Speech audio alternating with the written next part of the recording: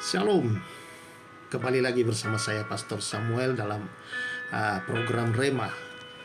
Doa saya senantiasa saudara-saudara terus membaca Alkitab dengan rajin dan juga secara teratur supaya mengerti kehendak dan kebenaran firman Allah dan apa yang menjadi rencana Allah bagi kita pribadi dan bagi kehidupan ini, bagi dunia ini, agar kita hidup dalam kehendaknya.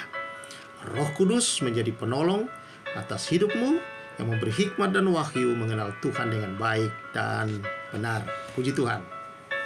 Saudara-saudara yang saya kasih, kita sudah sampai pada 1 Samuel pasal yang ke-31. Nah, rupanya saudara-saudara, saya memperhatikan demikian. Setiap kali kita menonton film, saudara-saudara, entah itu berupa drama, entah berupa sinetron, atau film apa saja yang kita tonton, selalu kita berharap bahwa sang bintang di dalam film itu yang biasanya menjadi kesayangan saudara-saudara adalah kita harap menyelesaikan film itu atau kisah itu dengan baik, dalam arti bahagia yang seringkali disebut dengan happy ending, dibandingkan kita berharap bahwa mereka akan berakhir dengan sedih atau sad ending. Nah, kita melihat dalam Alkitab saudara-saudara, ada tokoh-tokoh dalam Alkitab yang mengakhiri pelayanan mereka atau panggilan Tuhan dalam hidup mereka dengan finishing well, happy ending. Tetapi saudara-saudara, ada juga yang sad ending atau tidak menyelesaikan dengan baik. Ya. Nah, mari kita lihat 1 Samuel 31 ayat yang ke-6. Dikatakan demikian. Jadi Saul, ketiga anaknya dan pembawa senjatanya dan seluruh tentaranya sama-sama mati pada hari itu. Saul, saudara-saudara, mengawali dengan baik.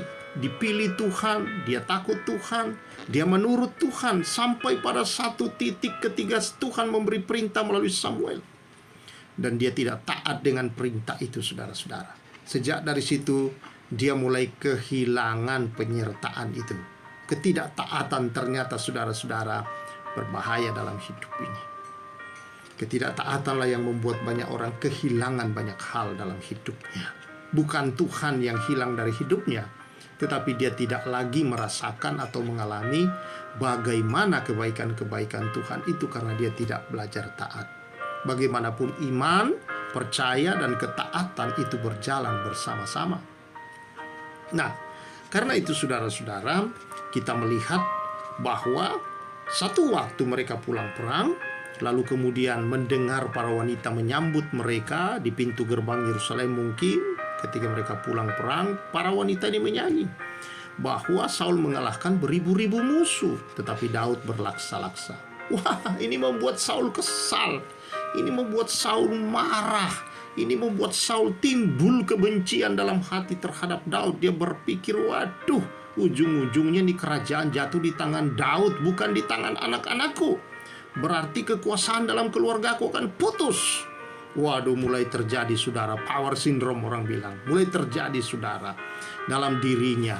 Ketika dia mulai memikirkan dirinya sendiri, memikirkan hanya keinginan-keinginannya sendiri, saudara-saudara, dia mulai takut direbut kerajaannya. Dia tidak sadar bahwa dia diangkat dan dipilih oleh Tuhan. Seharusnya dia taat, dan ketika dia tidak taat, seharusnya dia datang memohon ampun di hadapan Allah. Dia datang untuk bertobat sungguh-sungguh dan mencari wajah Tuhan. Itu yang sering dilakukan Daud, saudara, yang membuat Daud seorang berkenan di hadapan Allah. Tapi tidak dengan Saul. Bahkan ketika itu saudara-saudara, akibat daripada dia membiarkan dirinya dikuasai oleh keinginannya, roh jahat mulai masuk dan menggerayangi dia. Akhirnya timbullah satu saat kesempatan untuk membunuh Daud. Timbul niat jahat. Dia pikir ini waktunya. Ketika Daud sedang bermain kecapi di depan dia, dia melemparkan tombaknya kepada Daud, tapi Daud mengelaknya. Berkali-kali dia mencoba untuk membunuh Daud, tapi dia tidak pernah bisa melakukannya. Nah, saudara-saudara, Tuhan sebenarnya memberi dia kesempatan dengan seorang anak dalam keluarganya yang begitu juga takut Tuhan, bersahabat dengan Daud, dan memperingatkan dia. Tetapi bahkan akibat daripada keinginan-keinginan yang begitu menguasai dia, saudara. Anaknya pun hampir dia bunuh Yonatan itu satu saat. Itu sudah kita baca di pasal-pasal sebelumnya. Dan Yonatan tahu bahwa ini tidak bisa diredakan lagi. Tapi dia tidak memutuskan persahabatan dengan Daud.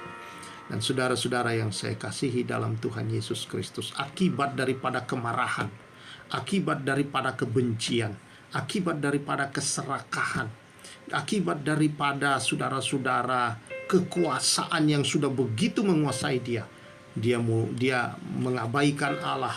Dia datang mulai pergi ke dukun yang tadinya dia yang larang. Dia mulai melakukan semua yang melanggar firman Allah. Dan di hari terakhir, saudara, dia perang melawan Filistin. Terjadi hal yang mengerikan dan mengenaskan. Ketiga orang anaknya laki-laki yang ikut berperang mati, termasuk Yonatan yang baik itu. Dan bukan hanya itu, saudara. Tentara Saul juga sebagian besar akibat kekalahan mati. Dan yang lebih mengerikan lagi adalah Saul memilih cara mati yang tidak baik, yaitu bunuh diri. Saudara-saudara yang saya kasih dalam Tuhan Yesus, akibat daripada ketidaktaatan, keserakahan, kemarahan, kebencian yang dibiarkan dalam diri, roh jahat menguasai. Karena roh jahat punya pintu untuk masuk, dan akhirnya membuat dia mengakhiri hidup dengan tidak baik. Saudara-saudara, apa yang terjadi, saudara? Ini lebih memalukan lagi ketika dia mati. Tentara Filistin menemukan, lalu memotong kepalanya. Lalu dibawalah dia dengan senjatanya, lalu dipasang di atas tembok dan diperhadapkan kepada dewa-dewa yang ada di kuil mereka. Betapa itu satu pukulan yang sangat menyakitkan bagi orang Israel, saudara-saudara, dibandingkan kekalahan mereka. Karena itu mempermalukan sekali, apalagi itu adalah raja mereka. Inilah akibat, saudara. Akibat ketidaktaatan, serakah, dia biarkan dendam, dia biarkan pahit hati, dia biarkan sakit hati, iri hatinya, dia ketakutannya, kekhawatirannya akan kehilangan kekuasaan itu. Roh jahat menguasai dia, dan akhirnya stres bunuh diri. Ini pelajaran buat kita, saudara. Dalam hidup ini, siapa yang meremehkan firman akan menanggung akibatnya. Kalau kita orang percaya, kita perlu, saudara-saudara, untuk senantiasa belajar taat.